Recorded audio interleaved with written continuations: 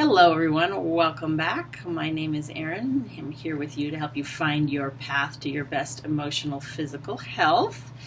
Please don't be afraid to subscribe and get notified of all the videos that come out on a daily basis so that I can help you find your best path to your emotional and physical health. Also, if you like this information, and please share it with as many people as possible. I'd like the information to go out to as many people as available and possible that need this information, because information is power. Also, please download my 5 free videos, which will kind of give you some quick keys and tips on finding your best emotional and physical health if you're looking for somewhere to start in your healing. So start with that, and also please ask me questions about things you want to have researched and explored further. I'd be more than happy to do that. I love learning new things. I love reading, and I love bringing you kind of condensed, concise versions of some of the information that's available out there, because it's a lot. So without further ado, I want to kind of get into today's topic, which is just kind of going to be a brief overview on the types of dementia that are out there.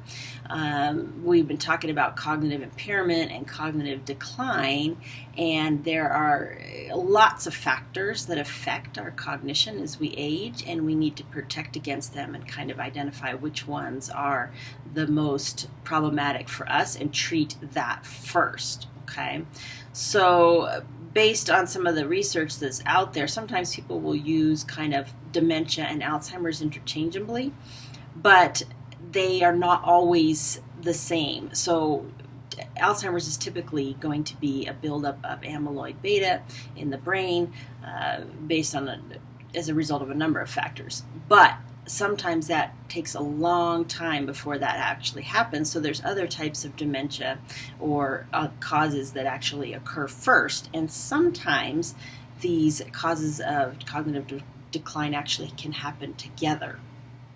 And you'll see kind of multiple factors that are affecting the cognition of the person. So I just kind of wanted to briefly touch base on those. And if you're kind of thinking that there's someone in your family that maybe is struggling with one of these, it might help you focus on where you need to get the treatment and how to focus healing. So the very first one we want to talk about is inflammation. Inflammation is really, really common for a lot of reasons. Inflammation in the body, inflammation in the brain, everywhere. Okay, and when you have inflammation and you have all these problematic changes in the brain, that's when the brain actually decides to lay down some beta amyloid to protect the neurons as much as they can. So all this inflammation is going to increase beta amyloid production as it tries to deal with that. So in today's environment, there's lots of things that cause inflammation. It can be anything from viruses, as we are experiencing with cytokine storms and coronavirus and those kinds of things. But it can also be caused by just chronic inflammation in the body, sometimes from leaky gut, where we kind of absorb all kinds of things that we really don't need in our body, and just general poor overall health.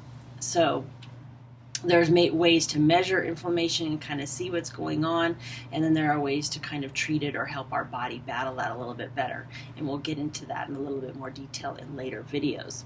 The other ones is atrophic. That's the next one. So atrophic is basically just starvation of the brain, because it hasn't been provided with either enough nutrients or hormones or other trophic factors to actually support all the synapses available. So when the brain has not enough nutrients to support what it needs, it's going to start to prune. It's just like a tree. It's not going to be able to send everything out into the all parts of the brain, and then it will start to prune back. And a brain is always going to prune basically from the front back, because the back of our brain is what keeps us alive. Helps us breathe, helps us walk, do some of the basic functions. But our more advanced functions that we see in the front of our brain here are not as necessary. They're necessary for our quality of life, but they're not necessary for true life. So, like our brain develops from the back to the front, everybody that's raised kids knows that the front is not developed very well until they're probably about in their 20s. And so the same is true when it's a reversal of the process. It's going to go from front to back. as it kind of atrophies. And that shows up as a very particular type of dementia if you're starving the brain. Another one is glycotoxic, or kind of basically a sweet brain, or a brain that is bathed too much in glucose. Now, while glucose is important for our brain functioning, we can overdo it, okay? So as our brain is kind of flooded with glucose and we become insulin resistant, it actually causes problems in the vascularization of the brain, okay? And it's also very similar to the inflammatory process, because it's just overwhelming the brain.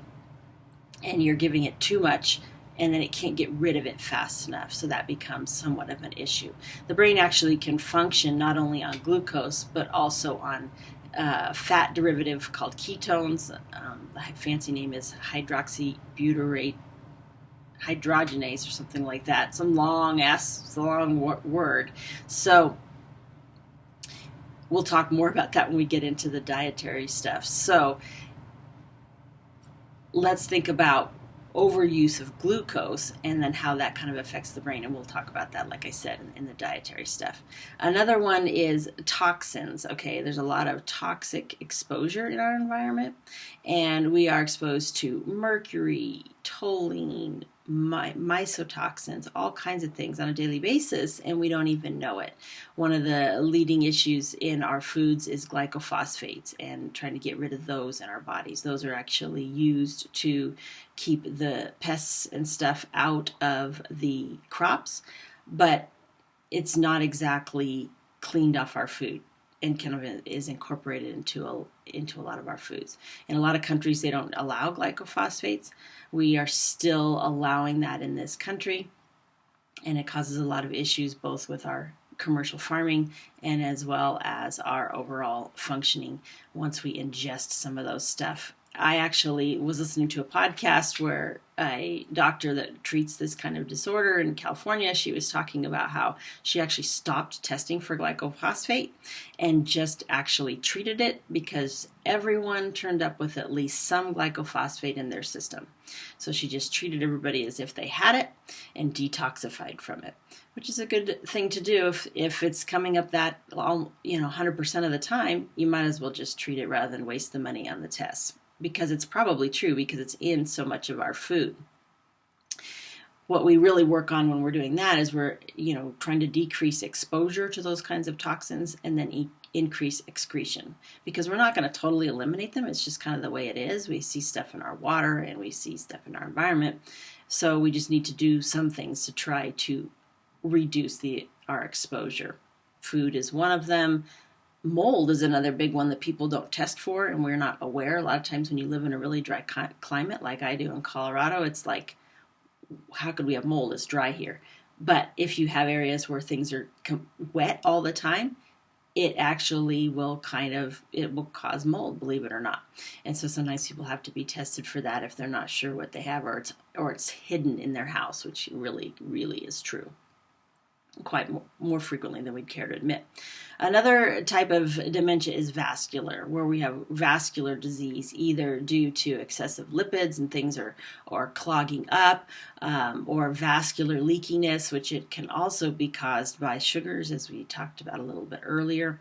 And this one actually will turn out a lot of times be called vascular dementia, and we will see things called when we're looking at an MRI, something called microvascular ischemia, and you get that kind of leakiness and almost like mini strokes, and just kind of a shrinkage of the blood flow in the brain, because the blood vessels lose their elasticity over time, because we're not taking care of them the way we should be.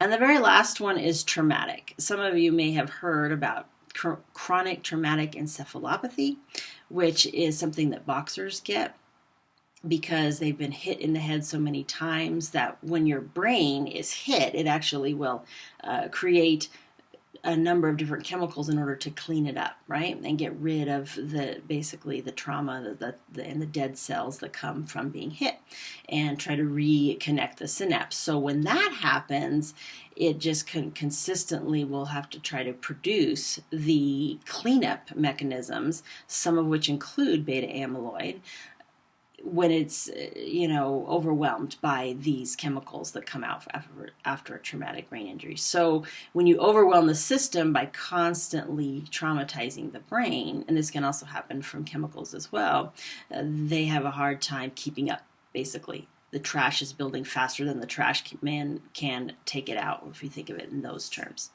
So those kinds of things are just the different kind of types of dementias that we will see. And if you're doing this kind of work with people with cognitive decline, if you're a therapist or if you're, a doctor or something that are a psychologist, a lot of time doing a lot of treatment with these kinds of people, you can actually kind of help them make the lifestyle changes that will actually reduce some of these things, because it's a lot about education.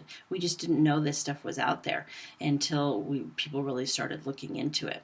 So if you have any questions, again, please feel free to comment and join me tomorrow for a live session where we can kind of get some questions answered for you.